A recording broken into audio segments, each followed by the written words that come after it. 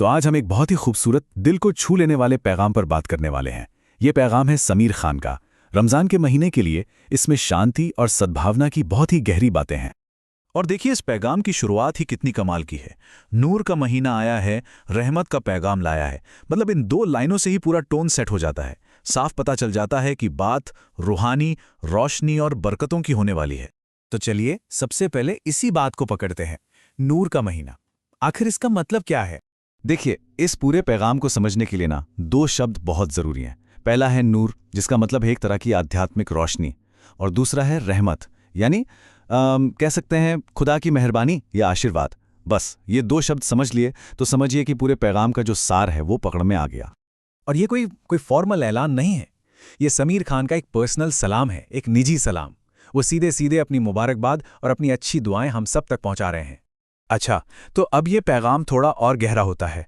अब बात होती है इबादत और सब्र की, एक अंदरूनी सफ़र की, उन प्रैक्टिसेस की जो इस महीने में ख़ास तौर पर की जाती हैं। समीर खान 3 ख़ास चीज़ों पर जोर देते हैं। पहली चीज़, सब्र के लिए रोज़ा रखना। दूसरी, खुदा के करीब जाने के लिए नमाज पढ़ना। और तीसरी, जो बहुत दिलचस्प है, वो है हर पल को इबादत बना देना। मतलब ये तीनों चीज़ें मिलकर एक जरिया बनती हैं खुद पर कंट्रोल पाने का और एक गहरा कनेक्शन बनाने का। तो सवाल ये उठता है कि ये सब करने से होता क्या है? इसका नतीजा क्या है? नतीजा है एक बहुत गहरा एहसास कि खुदा का हर बंदा खास है। ये लाइन देखिए, इससे हर इंसान को अपनी खुद की वैल्यू और ऊपर वाले से अपने एक स्पेशल रिश्ते का एहसास होता है। अब यहाँ से पैगाम का फोकस थोड़ा बदलता है। अब बात सिर्फ एक इंसान की इबादत की नहीं, बल्कि पूरे समाज की हो रही है। मोहब्बत और एकता, यूनिटी की एक बहुत जोरदार अपील है इसमें। और ये बदलाव आएगा कैसे?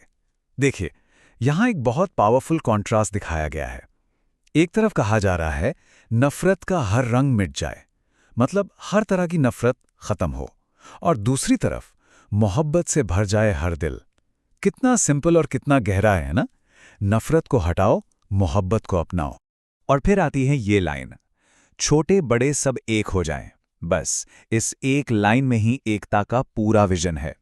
एक ऐसी दुनिया की कल्पना जहां कोई छोटा बड़ा नहीं, कोई ऊंचा नीचा नहीं, उम्र, रुतबा, हैसियत, सब भेद मिट जाएं और सब एक हो जाएं। और आखिर में ये पैगाम और भी बड़ा हो जाता है। ये सिर्फ किसी एक ग्रुप या देश के लिए नहीं रहता, बल्कि पूरी इंसानियत के लिए दुआओं का एक खूबसूरत गुलदस्ता बन जाता है। और ये दुआएं हैं क्या? जरा सुनिए। दुआएं है कि किसी को कोई दुख दर्द ना हो, कोई गम ना हो, हर तरफ बस खुशियां ही खुशियां हो, हर घर में बरकत की रोशनी हो और हर किसी का चेहरा खुशी से खिला रहे। बहुत ही नेक दुआएं हैं ये। इसमें एक और बहुत ही अनोखी दुआ है, वो है कि हर इंसान का दिल मशहूर रहे। अब मशहूर का मतलब यहां फेमस होना नहीं है, नहीं, इसका मतलब है कि हर इंसान के दिल की जो अच्छाई है, जो नेकी है, वो दुनिया के सामने आए, लोग उसे जानें। और साथ ही एक सामूहिक प्रार्थना भी है कि हम सबकी जो भी मुश्किलें हैं वो आसान हो जाएं। ये एक दूसरे का दर्द समझने और साथ मिलकर चीज़ों को बेहतर बनाने की बात है। और आखिर में जो लाइन आती है वो इस पूरे पैगाम का निचोड़ है। रमज़ान मुबारक हो सभी दुनिया वालों को। ध्यान दीजिए, सभी दुनिया वालों को, किसी एक ग्रुप को नहीं, किसी एक देश को नहीं, बल्कि दुनिया के हर इंसान को। ये एक यूनिवर्सल मैसेज है जो सारी सरहदों के पार जाता है।